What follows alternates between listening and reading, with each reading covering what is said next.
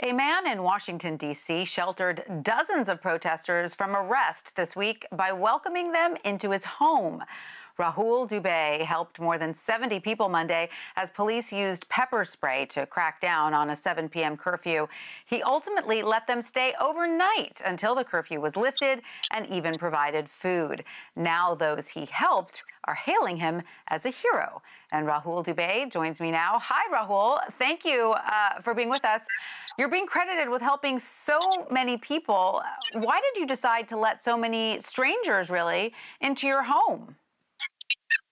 Hi, it's a pleasure to be here, and I really appreciate the opportunity to be able to tell this story of the atrocities and terror and pretty much the worst experience of my entire life, and those of the 70-plus people that were here with me in solidarity after seeing the horrific use of force that was not even instigated by a group of peaceful protesters on Swan Street, Northwest D.C. on Monday night.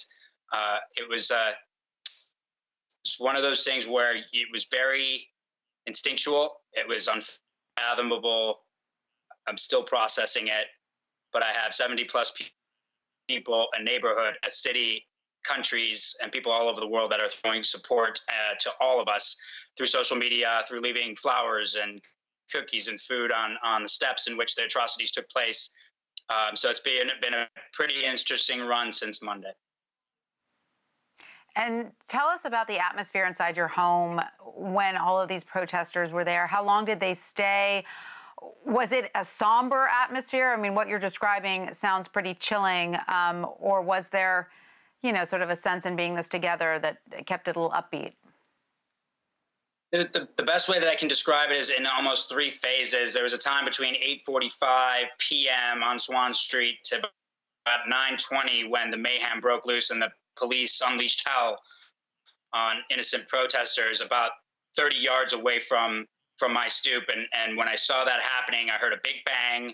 I heard pounding of batons, cracking of shields, screaming, screeches that were, I still remember, faces gnarled, teeth by the police that were spraying people in the back of the heads, hitting people as they were running away. It was one of those just 10 minutes of people streaming into my house, the first floor. That filled up. I was yelling, but holding the door open, trying to tell people there was an upstairs, downstairs, and backyard.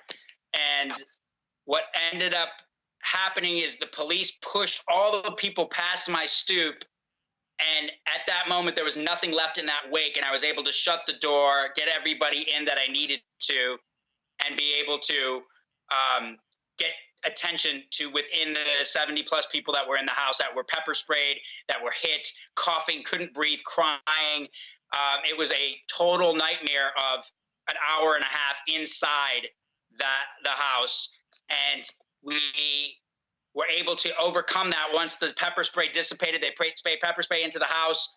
We were able to overcome that, take a moment, and around 11 p.m., 11:15 p.m., we started looking at how we were going to get out, what was going to happen. And at 12:30, we made the decision that it was going to be virtually impossible to trust the police who were trying to get in the house illegally, who were trying to trick us, who hijacked our pizza. So I said to them, everyone is welcome to stay here until 6 o'clock. We're going to figure out how to get you home and get you some cars.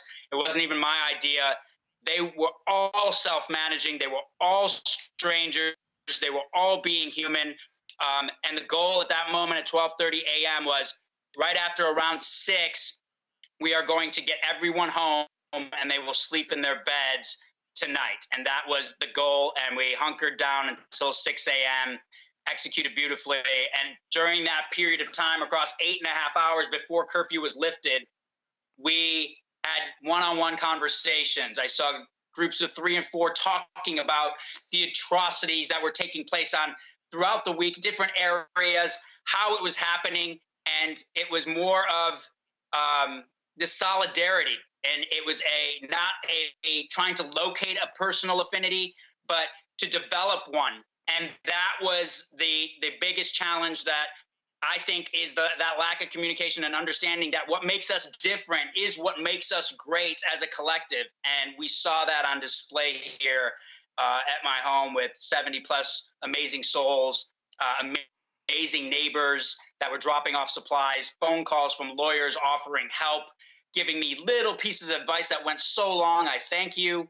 And it really renewed our faith in humanity, and has energized us, where we have to be at this level because you had a global pandemic with an global economic meltdown and revealed systemic racism happening all at once, and we need to be the best versions of ourselves, and we have not been.